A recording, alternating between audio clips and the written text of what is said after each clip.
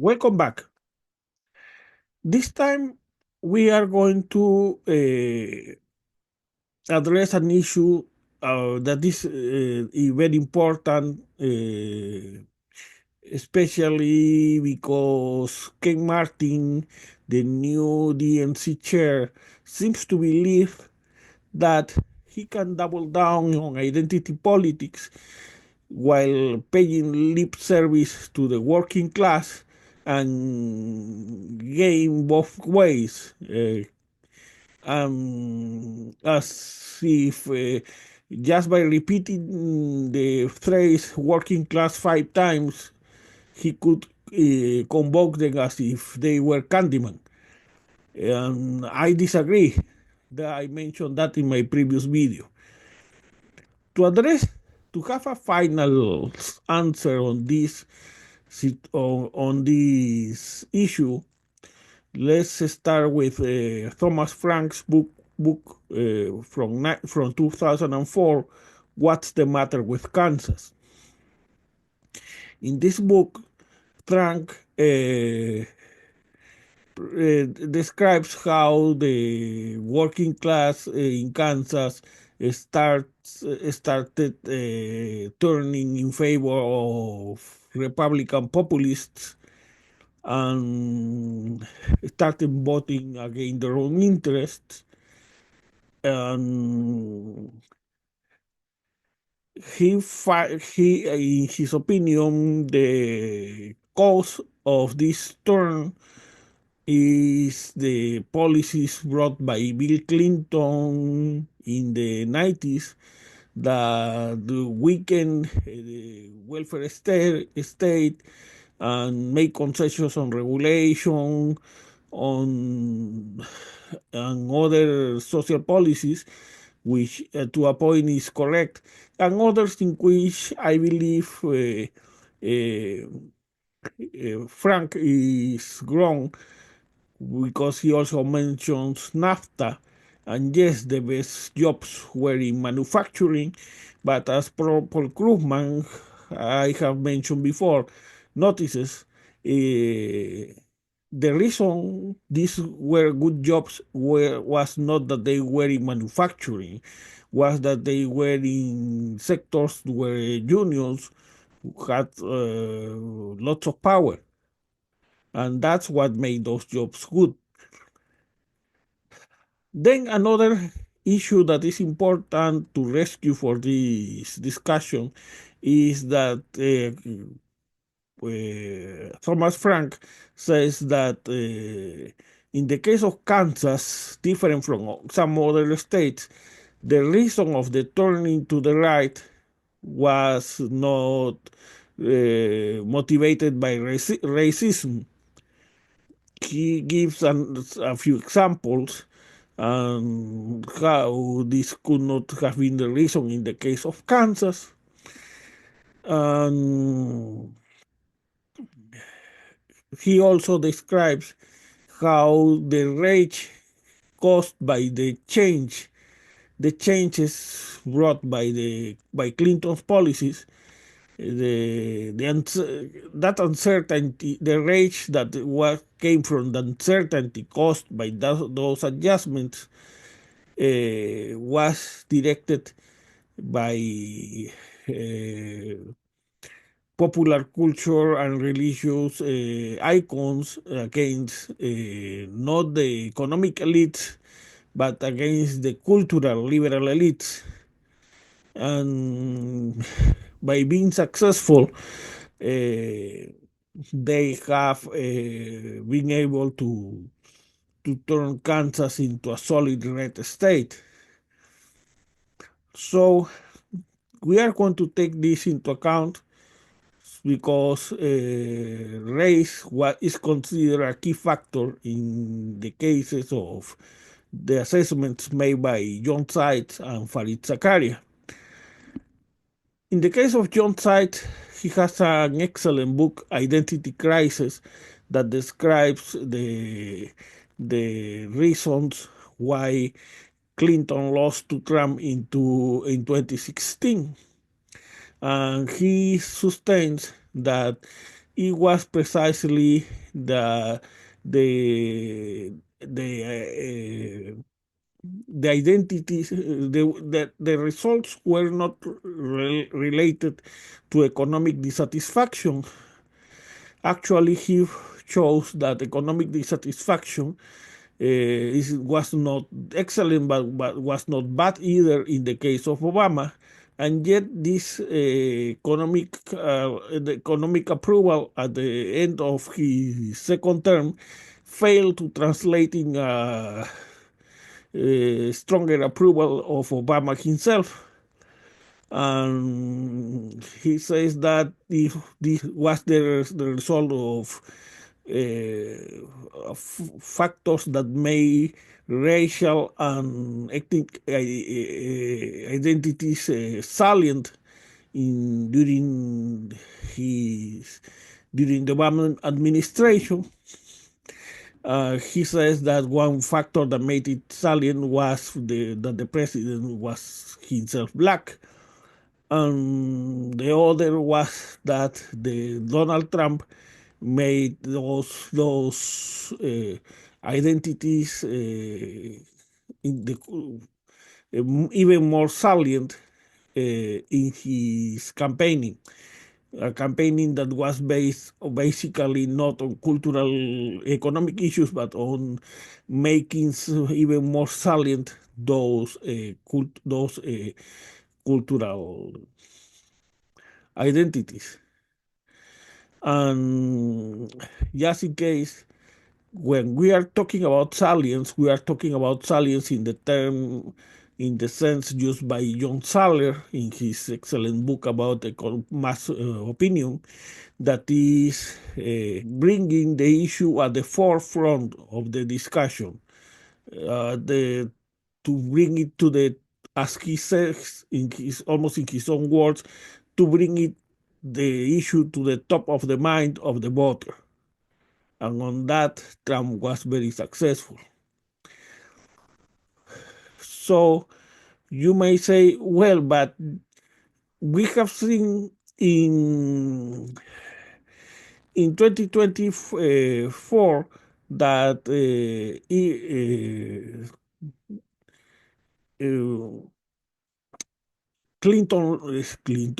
Harris lost even women, Latino women, and even Latino man when the majority of Latino man ended up voting for Trump, and even among the black voters, uh, Trump made gains. So this would be contradicting the results of 2016. And that's where I am going to disagree. But that's where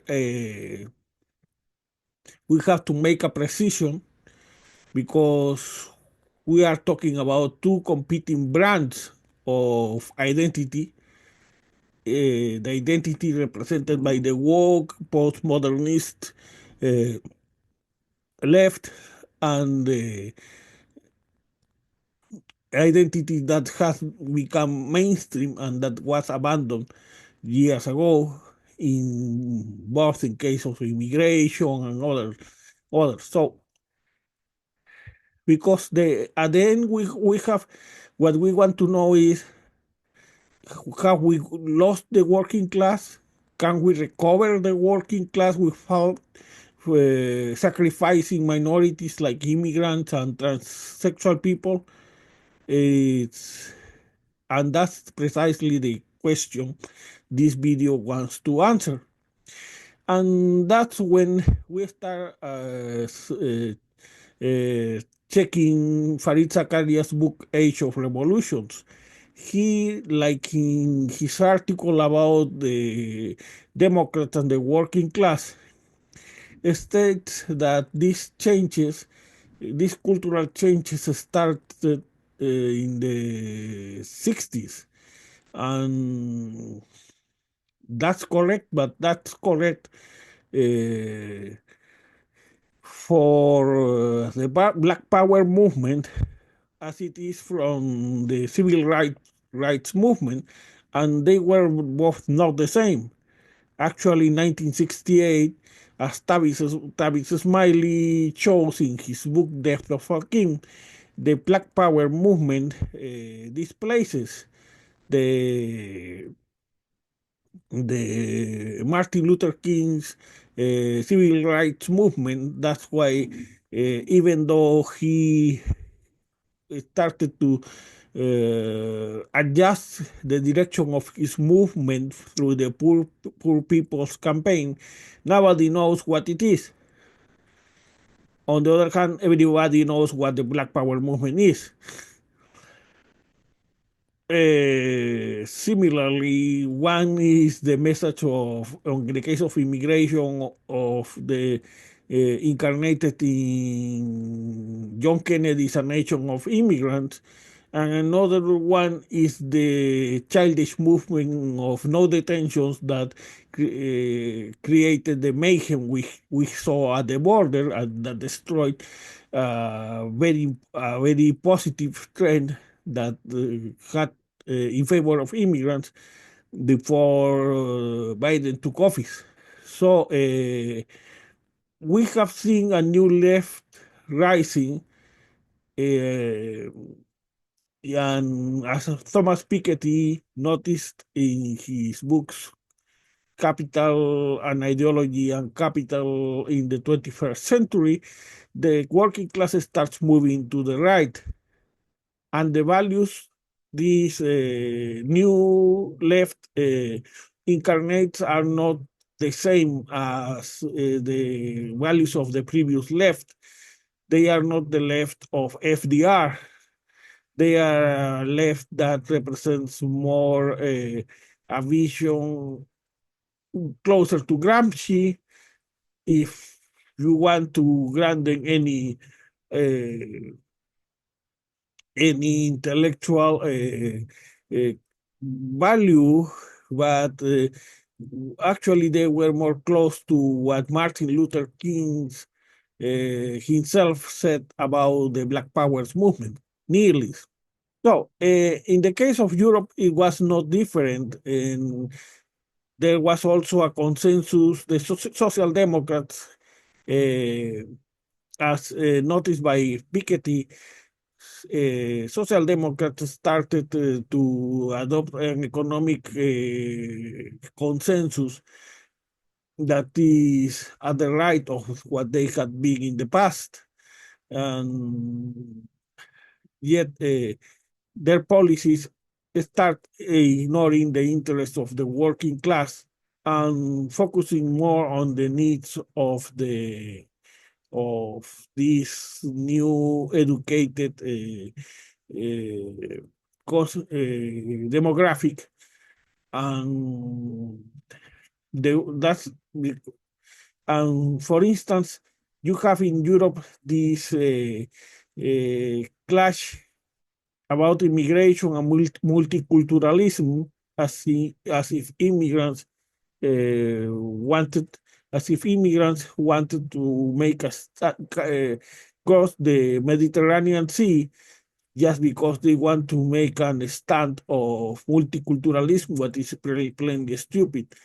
Especially in the case of Muslims, this created anxieties that probably wouldn't have resulted from economic competition with immigrants, especially when the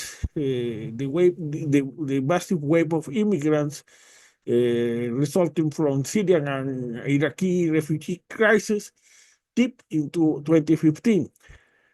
So the values are not the same. So the values in one case would have been the values of a constituency, of the values of minorities who have no problem with assimilating, if not assimilating, integrating to a melting pot, and the values overimposed by the new left of multiculturalism, and as if these people have risked their lives crossing the Atlantic in barges just because they want to be cultural ambassadors of their countries of origin.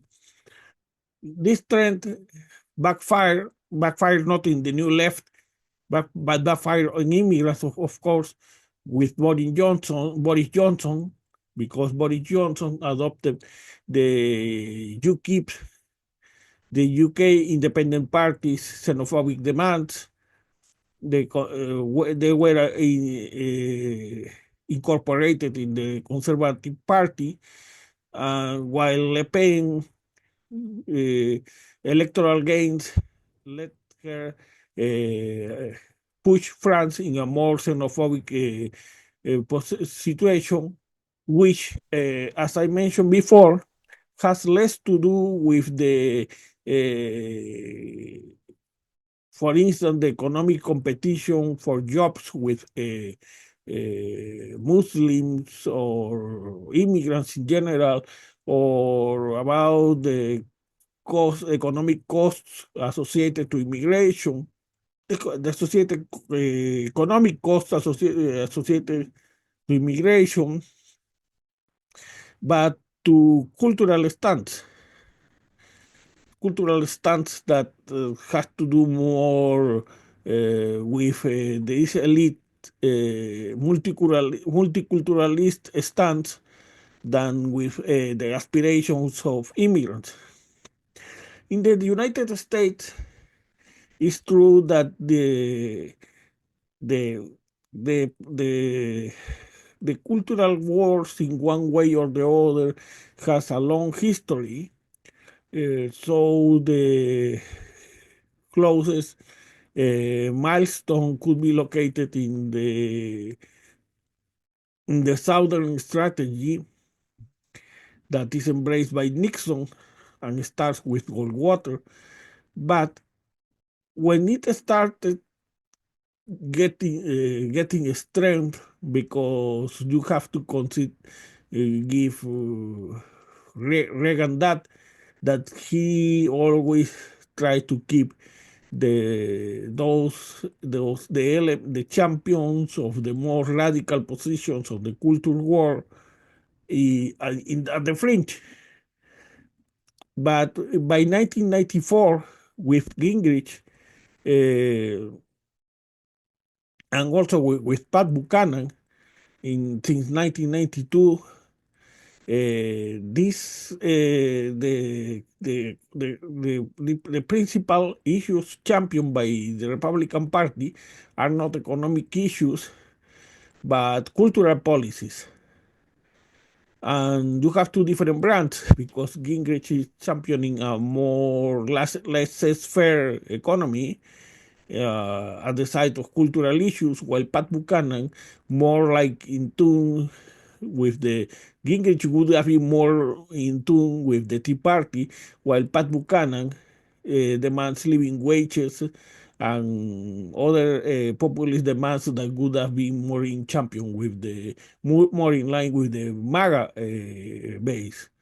And it's precisely in this part of the 90s that this cultural demand begin turning mainstream, a new mainstream that would be only temporarily paused by the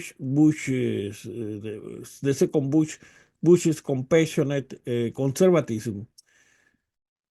The same, because it was a temporary hiatus, is not surprised that it was later repudiated by the Tea Party and by MAGA.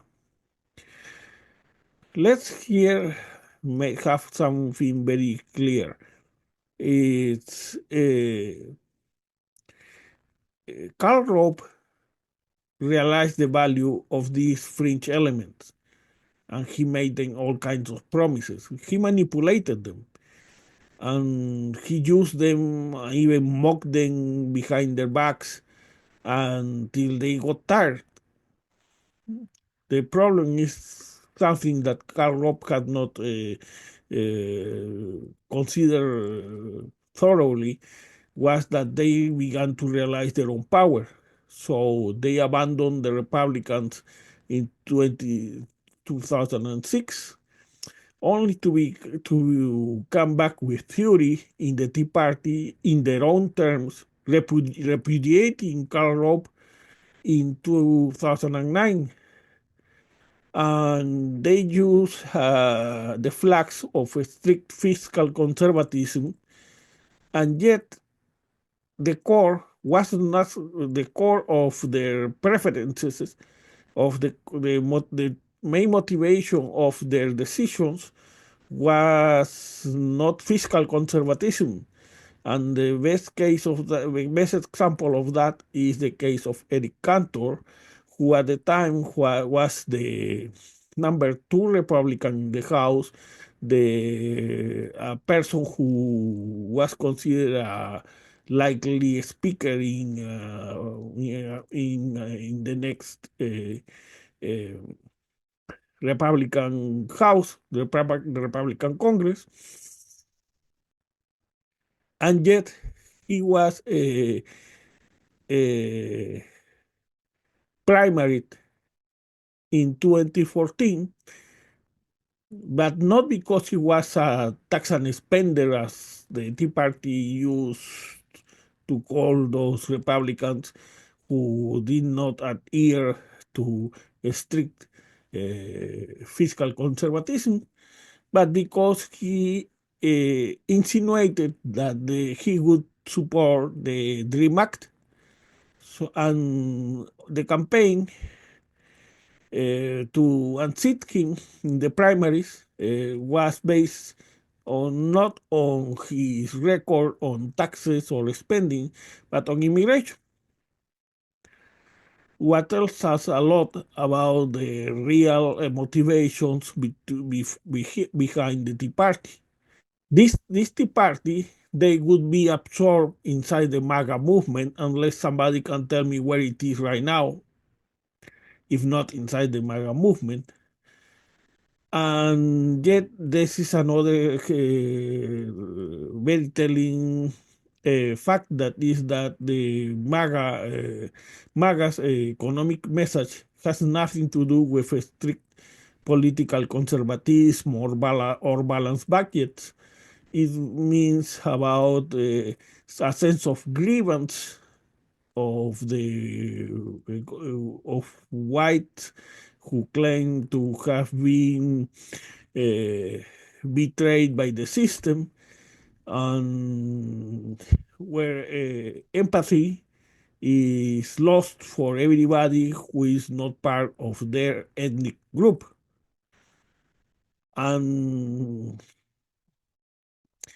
you may say, well, but MAGA has embraced many Hispanics, and I would say MAGA has used them, but you have here to consider one thing.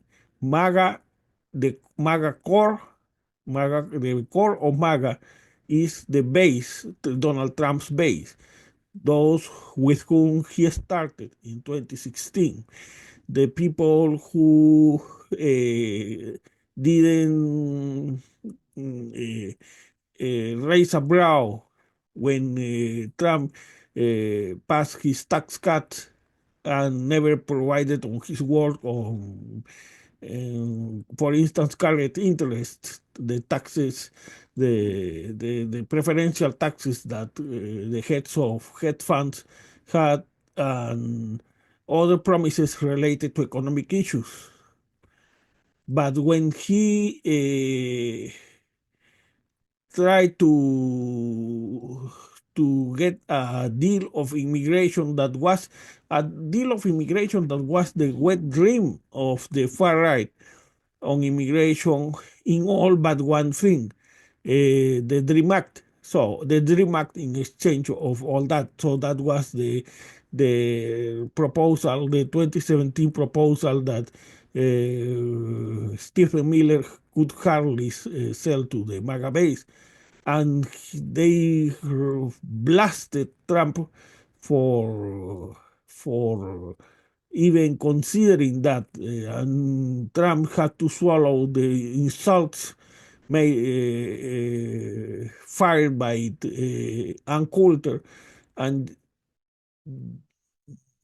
that's another example, as I said, how while they didn't felt offended or even raised a brow uh, because of Trump's failed promises on economic issues, they rose in fury when Trump once wanted to make one small concession in exchange of all the enforcement only policies. So we we have to distinguish that MAGA base from the MAGA core base, from all those who have been felt disappointed by the Democratic Party and who have turned to the Republicans is a way as a way of protesting the Democratic Party. I don't know if they are going to come back, but the matter is that those are one layer. You can find other layers too. For instance, those who have felt upset, who have been upset by the extravaganza and ridiculous occurrences of the far left that have made many independents feel like if they had to, for instance, apologize for slavery, even though they never owned a slave and they have nothing to do with the whites who owned the slaves, who themselves were a minority when slavery was existed in America, and yet there are many, as they are also one of the layers that are not in the core MAGA, because they don't necessarily are racist, which the MAGA core is, but just people who are upset from the ridiculous propositions made by the far left. Another layer, we have a surrender just to please the ridiculous demands of the new left, are those who base their white identity with patriotism. So we have to ask ourselves how much of, if we take into account this last layer, how much of the backlash created was unnecessary backlash we could have saved had a more Martin Luther King rational position, for instance, in race, instead of the ridiculous, provocative position of Black Lives Matter. Why? Because, for instance, when you embrace in unnecessarily confrontational positions, like, for instance, demanding abolishing the police or reparations, as if you were a belligerent country demanding reparations, compensation from the vanquished, you are pushing unnecessarily, because you are not even. So with Martin Luther King, we got the Civil Rights Act, the Voting Rights Act, and other pieces of legislation. While in the case of Black Power, they only gave us riots and vulgar displays of power. So, and those, when you get a backlash because you got the Civil Rights Act, at least you get the Civil Rights Act.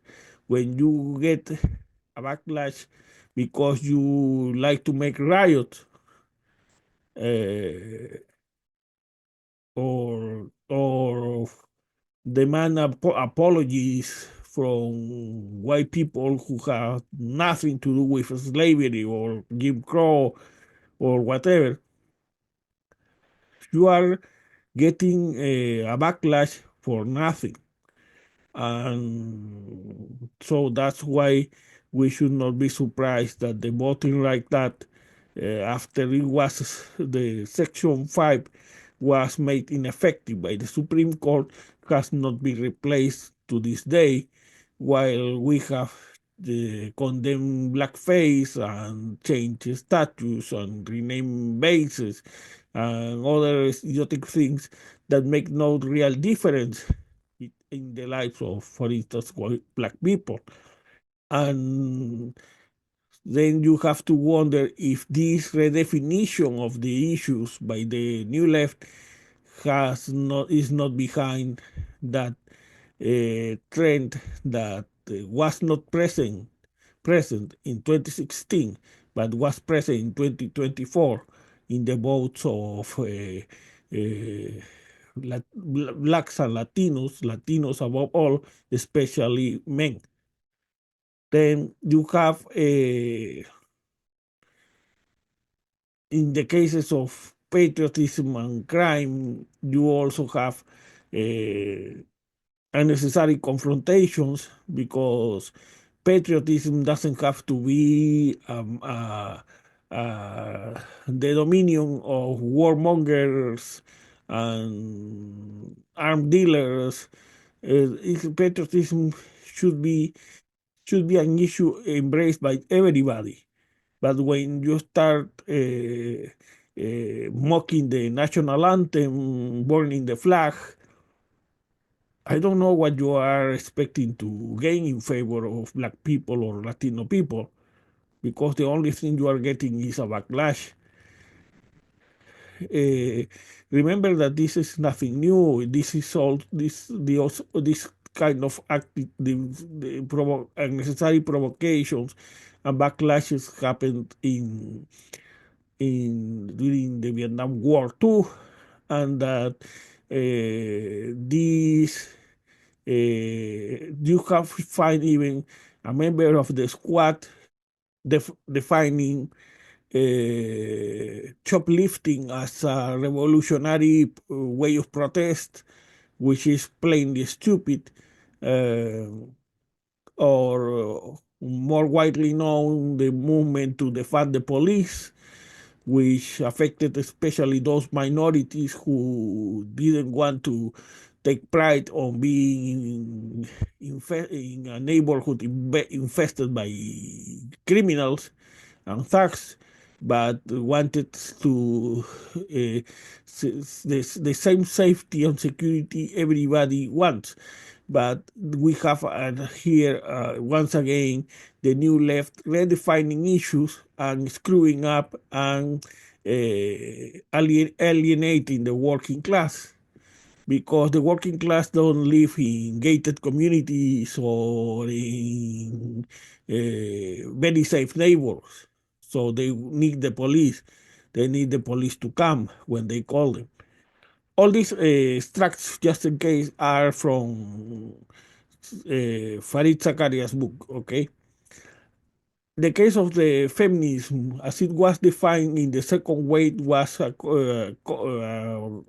fight for the right to vote and for equality. And on that end, they are very welcome.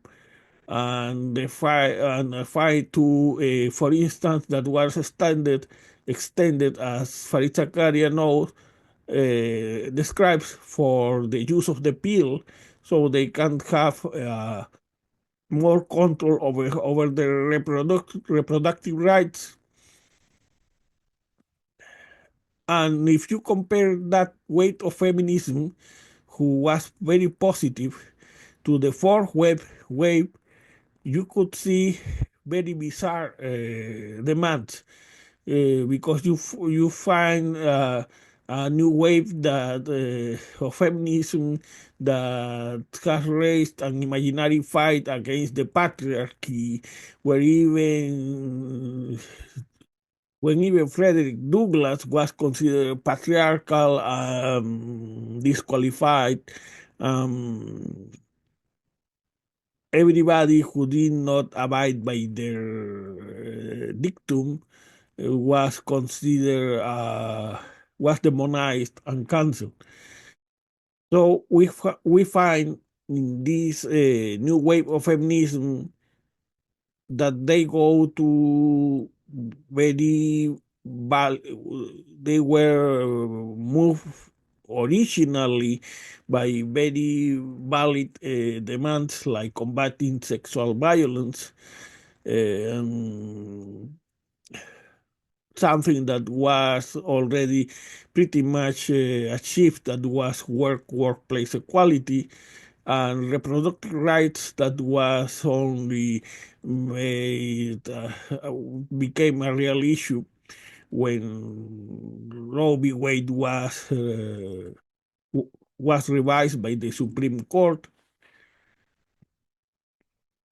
But they turned quickly into a very bizarre movement where they wanted to define the issues they they had no knowledge or business about, like race or class, and with the results we know about, we know of, with with the results we know, that is a laughable definition of so a redefinition of race nobody needed, because we had a very sound narrative that came from Martin Luther King, that Martin Luther King was an evolution of W.E.B. Du Bois, which was who was an evolution of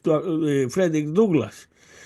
We didn't need them to redefine the issue in the ridiculous way they they did, with their demands of with their condemnation of cultural appropriation, blackface, and other issues that had nothing to do with the priorities we know uh, black people has made, because the Pew Research has made polls about that. Why being so arrogant to impose your own set of priorities? And even very harmful redefinitions, like the definition of body positivity that was taken from the legitimate demands of handicapped people to obese people who are embracing ways of life that is going to end up killing them. And this not to mention the imposition of cultural of inclusive language, uh, of taking sides on private businesses, like the case of the trial, the defamation trial, in the case of Amber Heard and Johnny Depp, and it was a trivialization that has delegitimized this new wave of feminism, and that hopefully is not going to end up in a backlash there too. Then we have the case of race. And in the case of race, it's not just the case with the issue of the priorities we have mentioned before, but also, for instance, the case of affirmative action. Affirmative action was very important at the beginning and should have turned into affirmative action that were made about, not about race but about class, in order to protect the most vulnerable, but not just assigning them, uh, turning the priorities upside down. Initially, it backfired, actually, when they were trying to impose this criterion in the so-called busing, that was moving the students in order to force integration, where integration was difficult because the housing itself was state segregated. Yet this was um, a very counterproductive approach, because what you needed to do is to make the people living in black neighbors more affluent so they could pay for better schools or support those schools with federal funds. So the issue was not moving the students. The issue was making sure that even if you went to a school in a black neighbor, you could have opportunities that were about the same. Uh, so affirmative action should have been made about class. Uh, and that should have come with funding, proper funding, because now in the case of colleges, for instance, what good is to have to be admitted to a college if you are still will have to keep your full-time job because you cannot afford to lose it. You have to turn your full-time job into a part-time and your studies into a full-time job. But that implies funding that was not there. So that ends, you had a high rate of dropouts among those were the most vulnerable that that benefited from affirmative action. And in the case, something that was came to the forefront with the recent discussion about air controllers, the air accident, that brought this discussion to the forefront was not caused by their policies. But the matter of the fact is that their policies had in the recent past, been applied to the selection, and they have put the issues, they have put the priorities upside down. So why we needed some time ago affirmative action?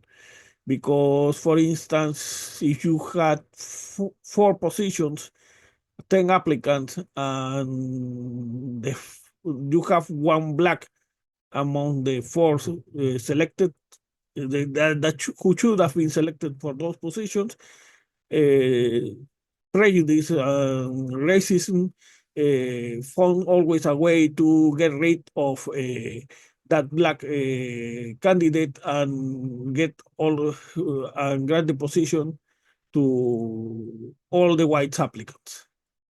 So you have to make sure that black applicant, if he met the the technical requirements of the position, he could get the job. That was the idea. And in the case of the air controller, the day policies of the air controllers, which were not which had already been repealed at the moment of the accident, have been discontinued. Had put the priorities upside down. That is, you first apply the affirmative action, and then you tested for technical requirements. And the only thing you get that way is to a backlash. The next accident is going to be blamed on you. So you have to be very careful about that. But as I said, you have affirmative action could still have a role to play if made about class, which is where the minorities, most vulnerable minorities are. Then another point is police brutality. Is police brutality redefined helped redefine the race issue in the terms set not by Martin Luther King but Black Lives Matter. And they started in May 2020. They started actually screaming, and they started in 2013 with the case of Trayvon Martin, in the case of Michael Brown in 2014, in the case of George Floyd in 2020.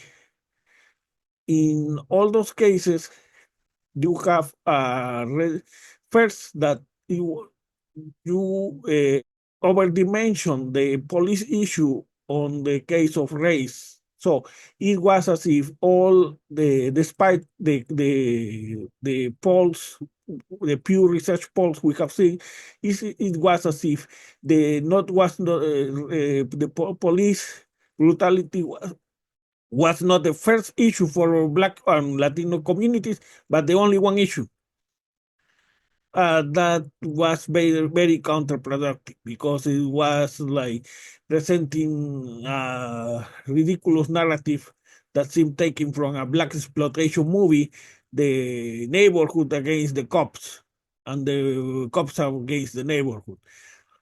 As mentioned before, it is these same minorities who need proper police protection because they don't have the resources to get protection against crime in any other alternative way. They don't live in gated communities, and yet this new left had basically turned thugs into folk heroes. That was very counterproductive if you consider the perception of the issue by white voters that then turned in favor of Trump in 2016 and then again in 2024. Remember that even though Martin Luther King was not very popular among white people, in many white people at the moment of his death, you have to consider that the effect nothing Martin Luther King did was harmful because the reason why he got sound victories in places like Alabama was that he was able to move through media the hearts of the people who saw the brutal repression of black demonstrators. In the case of, for instance, the repression embraced by Bull Connors, and that gave him the kind of message that yes, it wasn't going to alienate. There is always going to be the possibility of a backlash, but at least you got something. But in the case of, for instance, the riots in Watts, you could see this. For instance, you can find a very nice description in the case of Flo Giant, a biography of Lyndon Johnson by Robert Dallek, or in the case of the biography of Martin Luther King and Stokely Carmichael. But the matter of the fact was that the Watts riots brought a backlash, but nothing good in return of there were just vulgar displays of powers. If Zakaria and Sides are correct about the factor about how race was a bigger and long-lasting effect in defining identities and therefore the backlash to this movement was more significant. In the case of the civil rights movement, which is what we saw until 1968, left us the civil rights the Civil Rights Act and the Voting Rights Act, while the Black Power movement and Black Lives Matter has not been able even to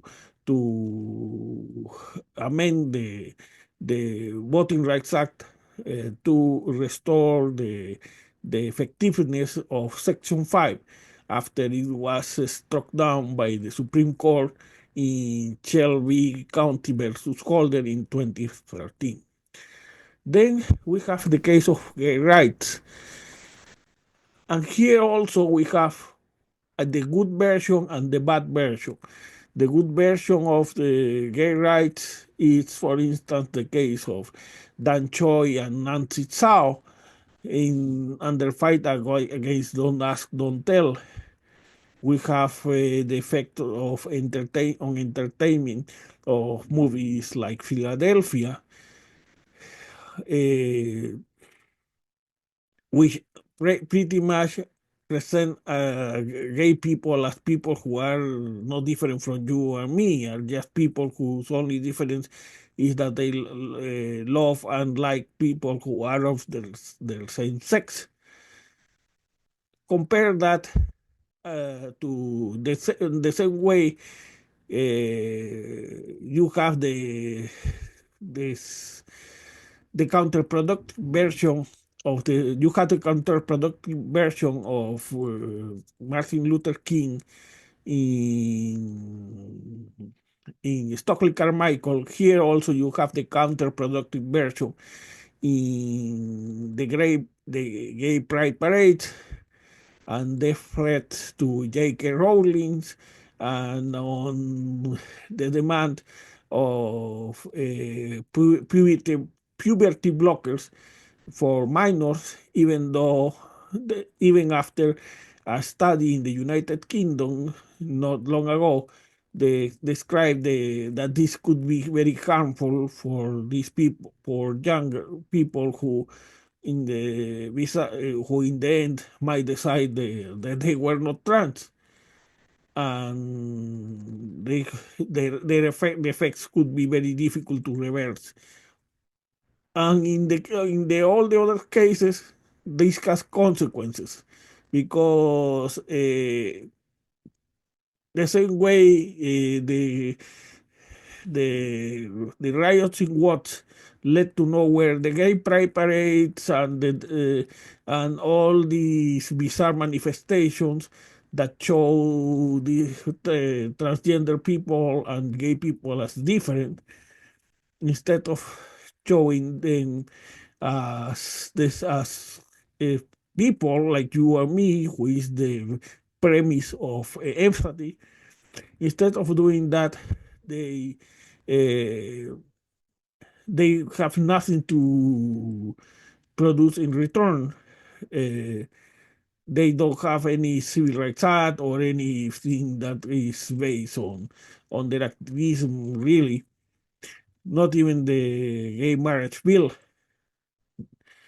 And but the backlash is still is real. Count in as an example of that backlash the case of the Trump's recent executive decision excluding the trans from military service. So, and this is particularly sad because transsexual people, I have so far not bought the idea of queer, but the transsexual people are overrepresented in terms of depression, are economic insecurity, poverty, and bullying. So those are real issues.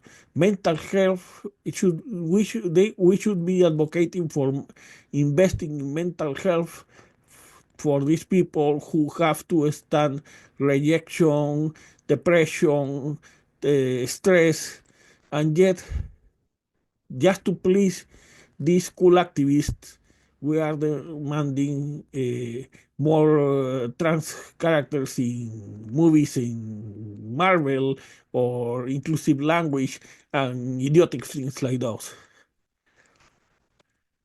Then let me mention the case of religion, because if you are in, for instance, in Christianity, which is it should be a reference for America and the West, more important than Muslim, because for the simple reason that there are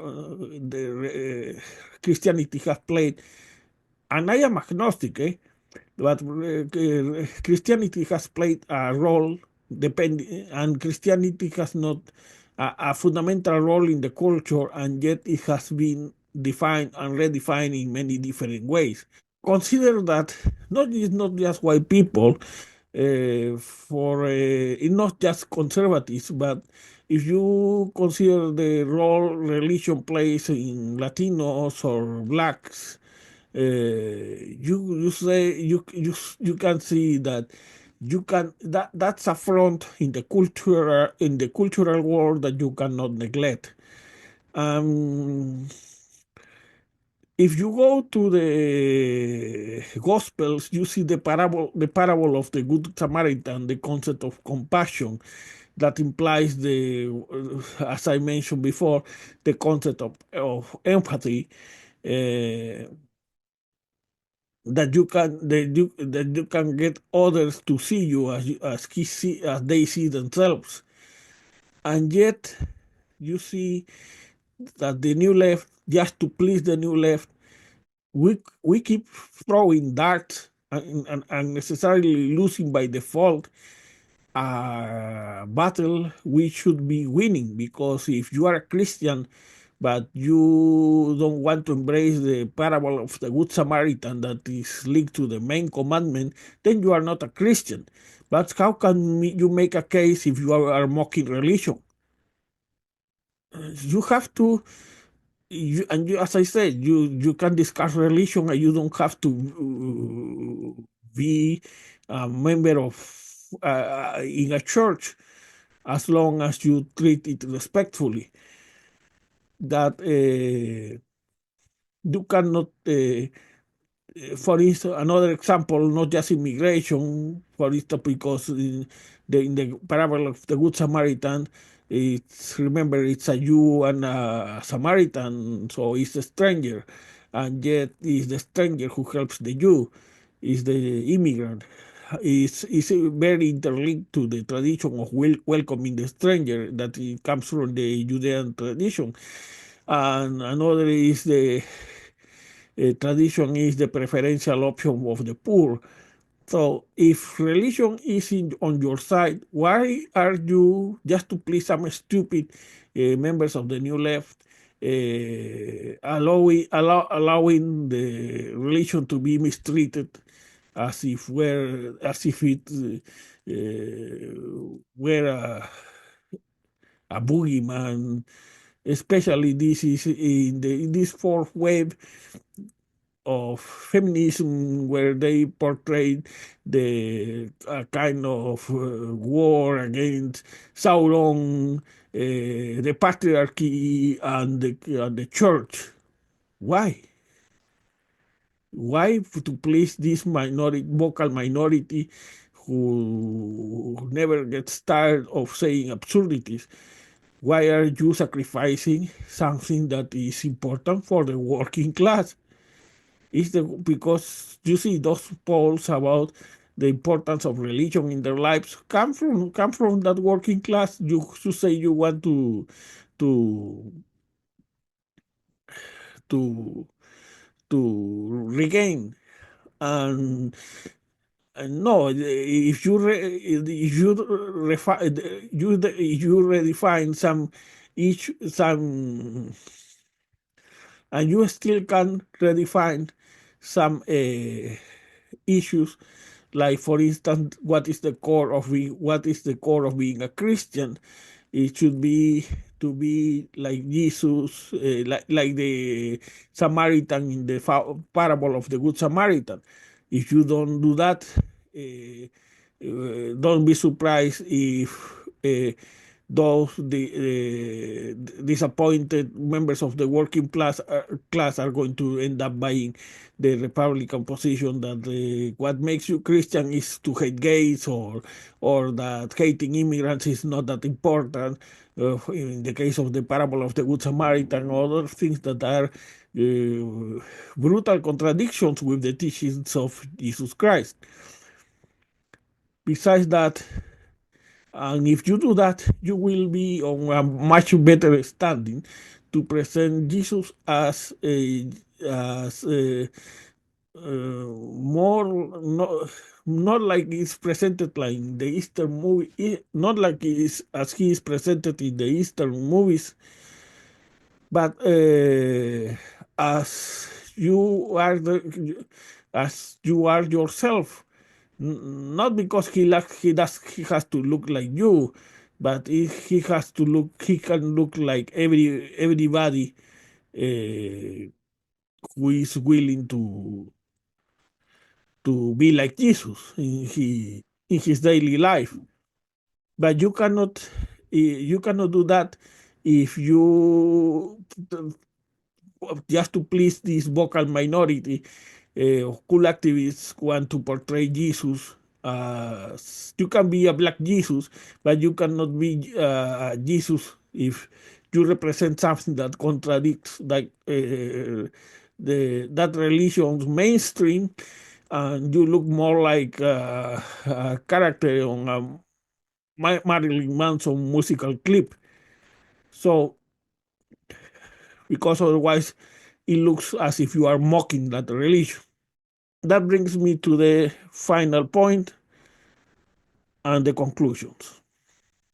The Biden administration, and why we have been very critical of the Biden administration on immigration, ignore very basic facts. For instance, the role of demographic changes in the perceptions about immigration. The ignoring, not having a JFK narrative of a nation of immigrants that converge to a melting pot just because these cool activists embrace the notion of multiculturalism, though this term has had much less effect here than it has had in Europe. And never setting the record straight on misconceptions about immigrants, like, for instance, jumping as line jumpers when if you know the immigration something about immigration law, you know that there is not a line. There are several lines for some. So if you are an Austrian, for instance, you can be here in 6 months. Well, if you come from South America, you could take years and years of wait, which is not fair. And for others, there are simply not lines, not even in 50 years, for the simple fact that they don't have the right sponsors. So it's in a country that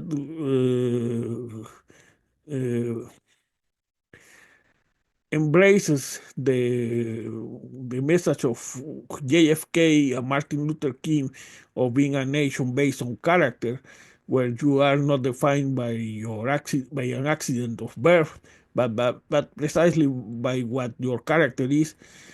You should be able to make a sound presentation, to draft a sound narrative about immigrants, especially when one of your founding fathers, Alexander Hamilton, was an immigrant who could not have come legally today if with who could not have come legally with the current immigration laws. So you have lots of elements provided by religion, by history, and you are not using them just because you want to please this minority of cool activists. And that brings me again. So what the when what changed between 2016 and 2024 in the case in the analysis of John Sites, that in the case of John Sites, the in 2024 these elements of cultural identity were even more salient, but as they were redefined by this cool left, woke left, and that's why even Latinos and even many blacks ended up turning in favor of Donald Trump because they were irritated by the definition of that identity as made by the cool left. So identity was still a factor that was much more important than the economy, probably. But it's not because there was one definition of identity, but because there were two conflicting definitions of identity. The one that is defined by the priorities show for Latino and Black people by the Pew Hispanic Center, and those the priorities as determined by the cool left that has dominated the Democratic Party, and of which Ken Martin still doesn't look too convinced of getting rid of. So let's finish with some conclusions. One, we need to reframe the issues like immigration and transgender rights, transsexual rights. So they are not we should define them in terms of character, one, and two, not in terms of priorities that are related to, for instance, in the case of immigration, of a first chance to be part of the American mainstream, and about mental health, to an opportunity for to avoid the cases of bullying and marginalization that still are suffering, that still transsexual people are suffering. Though that in opposition from the extravaganza, the no abolish ICE, no detentions narrative, the stupid narrative that is causing so much pain, or about the pronouns and all the garbage that comes from that, because of that same kind of cool activists, because they have a branch for immigration, for women's rights, for transsexual people, for race, but there are all branches of the same rotten tree. That is the cool activism of the woke left, or identity left, if you want, because not all the groups, not all the cool activists like to be called woke. Okay. Second conclusion is that you can, as we saw in the previous video, you cannot marry the New Deal with the New Left's postmodernism or wokeism. That will only give you twisted mutants that are going to be barren and will have no offsprings. We have seen that in the case of the Biden administration, and I will just refer to my previous videos, to the conclusions of my previous video, to explain in more detail why you cannot marry these two positions. The New Deal is oriented to the working class, to the real needs of people. The New Left is oriented to satisfy the caprice and whims of a group of pseudo-intellectuals that is only irritating the working class. So you cannot please and irritate the working class at the same time. Three, you cannot trust the Democratic Party with doing this transformation. So it has to come from the grassroots to craft and propose these ideas, the policy, which this is my proposal since my very first video. Or is either that or be trapped in a loop of disappointment, in the loop of disappointment we have lived for so long. You cannot expect messiahs to give you the solution. So otherwise you are expecting a miracle, but that's not a serious position. And as we for to do that, we don't have to reinvent the wheel. We don't need critical race theory when we have that intellectual line that goes from Martin Luther King to W.E.B. Du Bois to Frederick Douglass. We have just to update, and we can invoke those features, because who is going to criticize, who is going to call you radical if you invoke Martin Luther King's ideas? But if you want to invoke the Stokely Carmichael, how could you be surprised if somebody calls you radical? So we have historical reference to make our case credible, and especially Roosevelt and Kennedy uh, are are rich in reference we can use, for instance, to define government, as we will see in the next video, and to redefine other issues. Consider, for instance, in the case of government, that this they were the trust in government was very high when Roosevelt and Kennedy were in power, while during the Obama and Biden years, it was being a historic loss, especially during the Biden administration.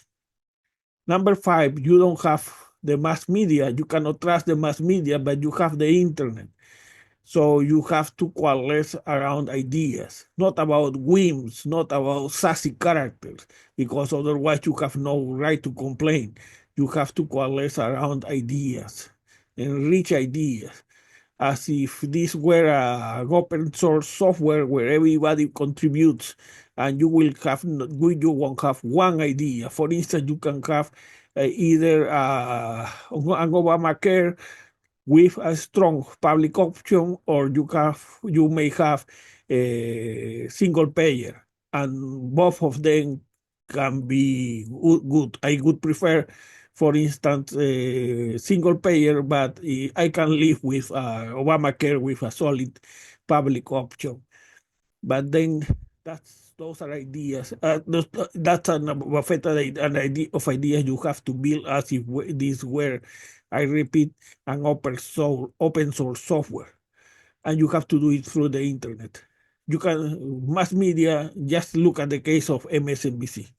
Then six, you have to remember, you have to take into account the danger of the two very uh, important issues, two very dangerous scenarios in case the cultural attitudes calcify.